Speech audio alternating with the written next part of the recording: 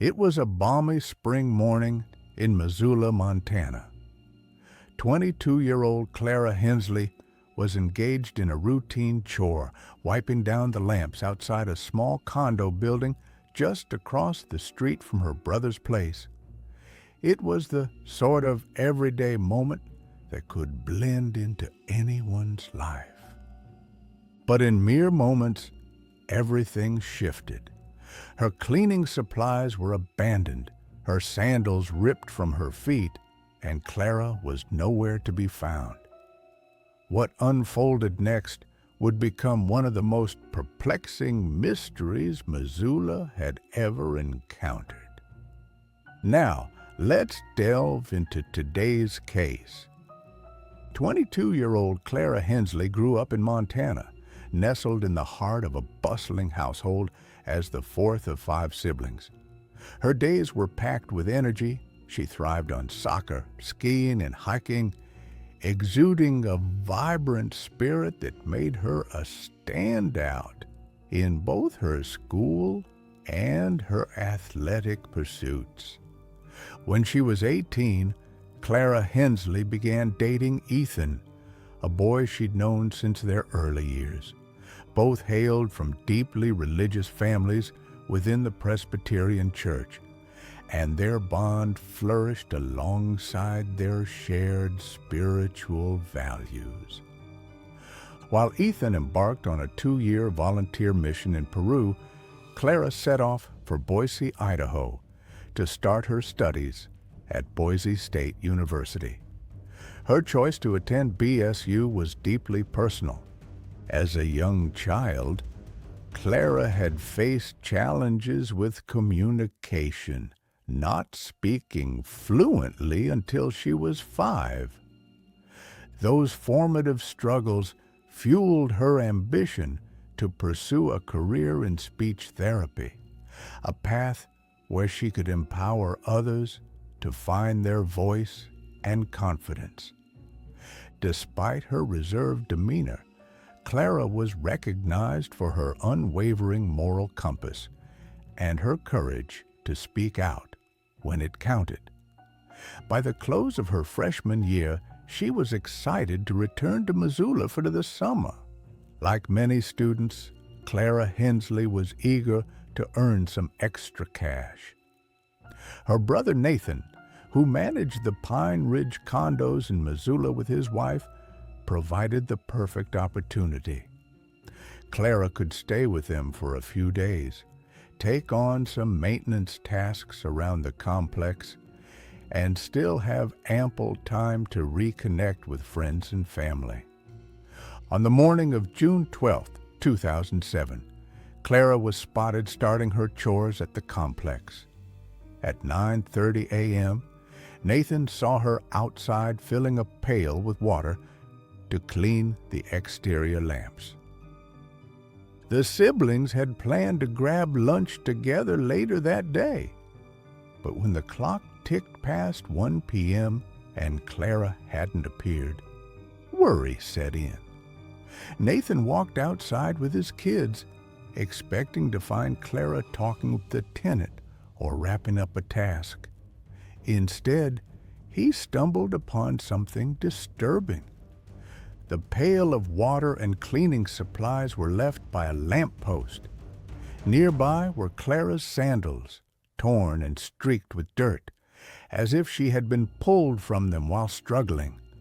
Alarmed, Nathan and his wife searched desperately before discovering that Clara's phone, wallet, and backpack were still locked inside her car. By 2:30 p.m., they were certain something was gravely wrong. The police were notified. From the outset, investigators treated Clara's disappearance with urgency. Detective Sarah Landon later explained that while adults typically have the freedom to come and go, this case stood out. Clara wasn't the type to disappear without a word. Reports from nearby residents heightened those concerns. Some had heard a cry around 10 a.m. that morning, but no one had witnessed what happened. As news spread, the search escalated. Officers scoured the condo complex, interviewed neighbors, and began reviewing the extensive list of registered sex offenders in the region. Nearly 1,800 names in total. Clara's boyfriend, Ethan, was also contacted, but he was quickly cleared. He was thousands of miles away in Peru, his alibi airtight. For the Hensley family, the situation was unimaginable. Clara Hensley was deeply rooted in her faith, her family, and her aspirations for the future. She had envisioned a life filled with marriage, children, and a career dedicated to helping others. Now, her sudden disappearance left not only her loved ones, but an entire community in Missoula reeling. The same chilling question echoed among them. If Clara could vanish in broad daylight, who could be next? Clara's disappearance swiftly became one of the most high-profile cases in Montana's history. Within days, hundreds of volunteers rallied, combing through meadows, streams, and forested areas. The FBI joined local police to bolster the effort, and reports of Clara sightings poured in from towns across Montana and even beyond state borders. Each tip sparked a glimmer of hope, but one by one, they fizzled into dead ends. Just days after she vanished, investigators zeroed in on a man named June Park, a 33-year-old living with his parents about 90 miles from Missoula. Park was known to be withdrawn, and his name had come up in connection with a series of odd crimes, including stealing women's clothing from college dorms, such as those at the University of Montana, not far from where Clara was last seen. A search of June Park's home revealed a shocking collection.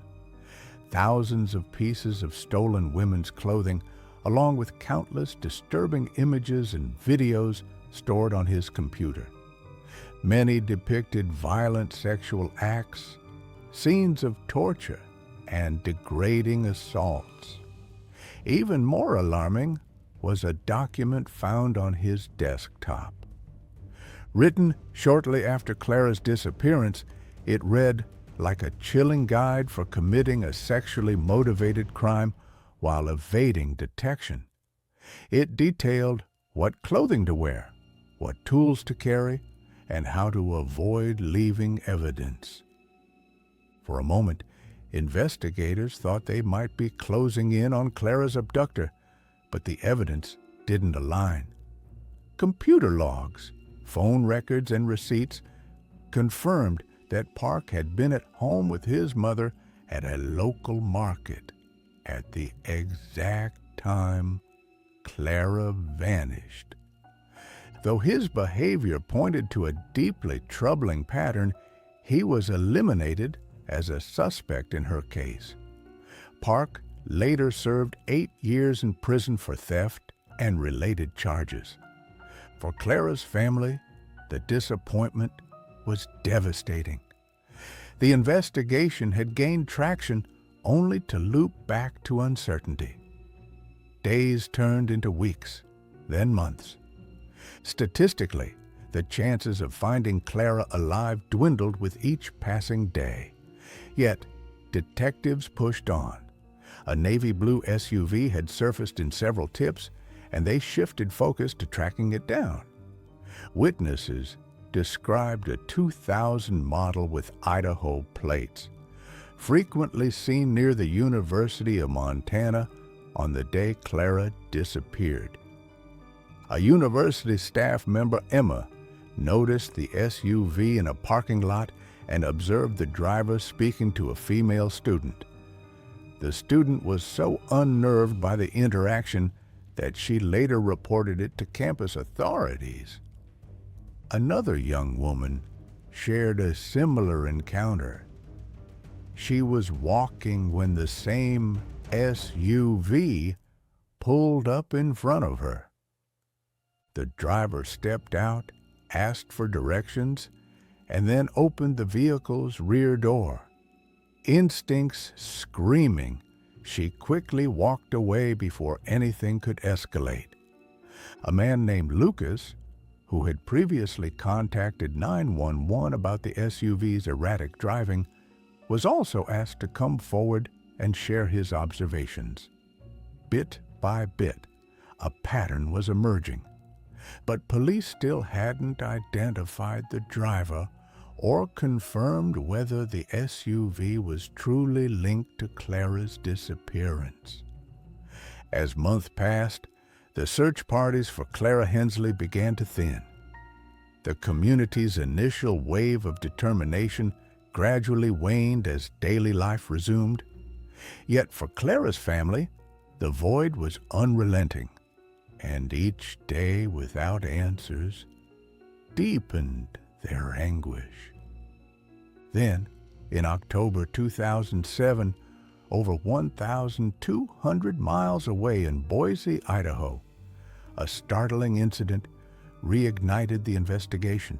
A woman named Lila was driving with her sons when they spotted a young woman, unclothed and frantic, darting across a busy street. She staggered toward a nearby diner, desperately tugging at the locked doors to get inside. Lila quickly pulled over, helped the young woman into her car, and dialed 911. The victim, a 25-year-old exchange student from Ukraine, recounted a harrowing experience. She had been walking when a man seized her from behind, held a blade to her neck, and forced her into his vehicle. The assailant, she described, was a tall, muscular white man with a shaved head and goatee. He assaulted her, tied her with her own shoelaces, and then stopped at a condo complex. While he briefly stepped away from the vehicle, she managed to break free and flee for her life. The student's description of the man's vehicle was striking. A unique two-door blue car with patterned interior upholstery and a plush toy dangling near the window. Within hours, authorities identified a suspect, Marcus Ryan Delacroix. Delacroix, a 41-year-old father of two, was located just a few blocks away, sitting in his car with a drug pipe and a knife. His history quickly surfaced. Marcus was a convicted sex offender, having served time in 1994 for sexual assault, with a long trail of criminal activity across several states.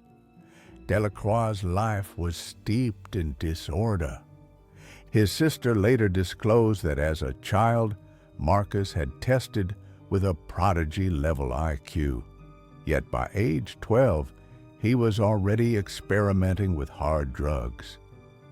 As a teenager, he became engrossed in occult practices, dropped out of high school, and cycled through juvenile detention.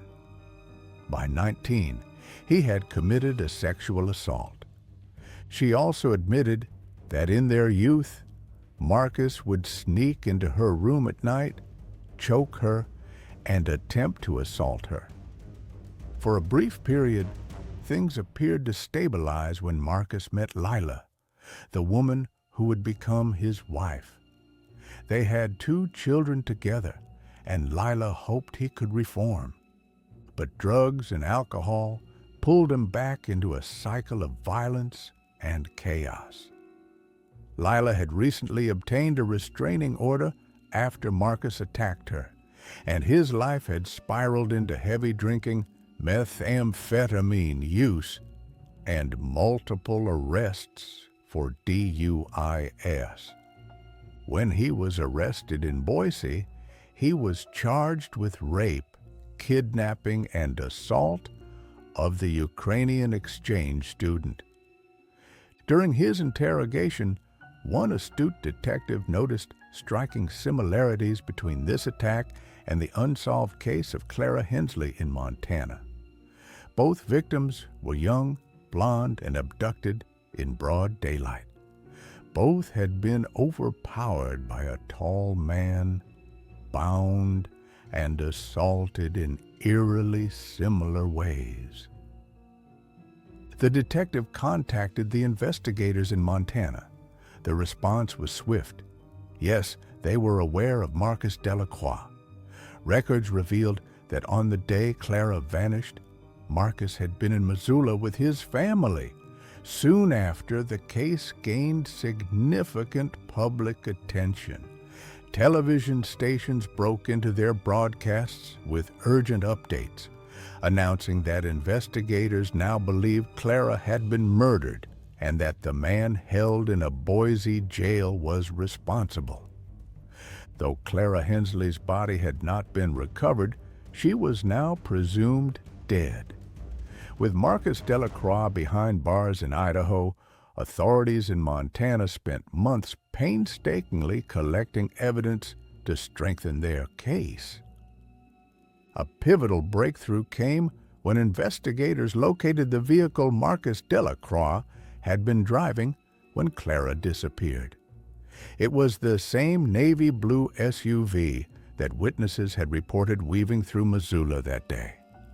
Forensic teams dismantled the SUV, swabbing every surface and examining every fiber. The wait for results was agonizing, but when they arrived, they were definitive. Clara's DNA was found inside the SUV, and strands of her blonde hair were discovered tangled in a headband inside one of Marcus's bags. From the samples, investigators also determined that Clara had been sexually assaulted. In the spring of 2008, prosecutors announced a significant development. A Missoula County grand jury had issued a comprehensive indictment against Marcus Ryan Delacroix. The charges were staggering: 17 counts in total, including 12 counts of aggravated murder under various theories, 2 counts of first-degree kidnapping, 1 count of first-degree rape, 1 count of first-degree sexual assault, and 1 count of first-degree criminal deviance. Under Montana law, aggravated murder carried the possibility of the death penalty. Yet, a complication remained. Marcus Delacroix was already facing charges in Idaho for the brutal abduction and rape of the Ukrainian exchange student. Prosecutors indicated that it could be some time before he was extradited back to Montana to face trial for Clara's murder. The contrast between the two cases was striking. In Idaho, the victim had escaped and survived, giving police the opportunity to apprehend Delacroix. In Montana, Clara had never made it home. Despite the growing evidence, Marcus persistently denied any knowledge of Clara. Prosecutors later disclosed that when confronted with the 17-count indictment, he spent the afternoon joking about it with fellow inmates. Yet, beneath his bravado, cracks began to show. During a jail visit with his sister, Marcus's response to questions about Clara's death betrayed a cold confidence that he would evade consequences. By February 2009, Marcus's attorneys tried to postpone proceedings, arguing that his mental health issues rendered him incompetent to stand trial. After thorough evaluations, the court determined that he was, in fact, competent. For Clara's family, the news brought a surge of relief. Her mother later recounted hearing the update while driving. She pulled over, stepped out of her car, and danced on the roadside, overwhelmed with gratitude that justice was within reach. But before Montana could try Marcus for Clara's murder, he had to face the consequences of his actions in Idaho. Marcus Delacroix eventually pleaded guilty to the kidnapping and rape of the Ukrainian exchange student. He was sentenced to 20 years in prison, yet even at sentencing, he displayed blatant contempt, mocking the proceedings and disrespecting the judge. For investigators in Montana, his arrogance only strengthened their resolve. They were convinced he knew Clara Hensley's whereabouts, and they swore to find her, no matter the cost. By 2010, 3 years had passed since Clara's disappearance. Marcus's trial in Montana was nearing, carrying the possibility of the death penalty. Prosecutors knew that offering a deal might be their only chance to recover Clara's remains. For months, Marcus resisted, manipulating the process. But after enduring repeated assaults from other inmates and being denied the anxiety medication he sought, he began to negotiate. He had used Clara's body as a bargaining chip for years. Now, he demanded to serve the remainder of his Idaho sentence near his family and for the death penalty to be removed. In return, he would plead guilty and disclose Clara's location. With Clara's family yearning for closure, prosecutors agreed to the deal. More than 3 years after she vanished, the missing person posters were taken down. Clara had finally been found. Delacroix led investigators to a secluded dirt road about 15 miles east of Missoula. Concealed beneath a collapsed pine on private land, her remains were where he had left them. Dental records confirmed her identity, and her mother recognized her instantly. Clara's silver bracelet, a birthday gift from her mom, was still on her wrist. For the Hensleys, it was a bittersweet solace. They were thankful justice was served and that Marcus would spend the rest of his life in prison without parole. In court, Marcus confessed. He admitted he had been cruising around Missoula that June morning, searching for a victim. He attempted to entice 2 other students first, but when he saw Clara working alone, he altered his plan.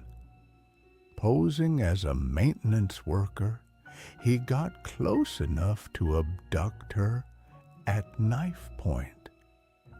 He bound her with rope, sexually assaulted her, and drove her far into the forest. He kept her alive overnight before ultimately bludgeoning her to death. Later, he confessed he hadn't initially planned to kill her, but when she resisted fiercely, he decided she couldn't be allowed to survive. He hid her body so meticulously that without his confession, she likely would never have been found. Local residents were shocked. The crime had occurred in the tranquil Missoula County foothills, not far from quaint shops and family homes. People living nearby said they couldn't fathom such violence happening so close to their community. Marcus Delacroix never apologized to Clara's family. He displayed no remorse. He was sentenced to life in prison without parole. His sister Mara later spoke publicly, expressing sorrow for the family's pain. She shared that from the first hint of Marcus's involvement, they prayed that if he was guilty, he would confess and Clara would be found. When that moment finally arrived, she broke down in tears. Some investigators speculated that Marcus might be linked to other crimes, potentially even a serial killer, with the FBI tying him to at least 2 additional unsolved assaults and murders in Montana. One prosecutor likened him to Gary Ridgway, the notorious Green River Killer, describing Marcus as one of the most depraved individuals she had ever encountered. For Missoula, Clara's case became a defining moment. Her mother took the stage at the Wilma Theater, thanking the countless volunteers and strangers who had dedicated years to the search. The case had resonated deeply, uniting the community in shared grief and determination. She emphasized that this wasn't about closure, but about love, the kind Clara shared so generously. The family pledged to honor her by living as she would have, with kindness, resilience, and empathy. Yet the pain lingered. Clara's brother Nathan later admitted he constantly relives that morning, replaying the hours before Clara vanished and wondering if anything could have been different. He said no matter how much time passes, he will never find peace with it. Clara Hensley was just 22 years old, a college student with her whole life ahead of her. In mere minutes, she went from cleaning lamps at a condo complex to being ensnared in a nightmare she didn't deserve. Though justice was served, the loss of her life remains a wound that time cannot heal. Thanks for tuning in to Mind. If you're captivated by mysteries from around the world, don't miss out. Subscribe now for more thrilling investigations.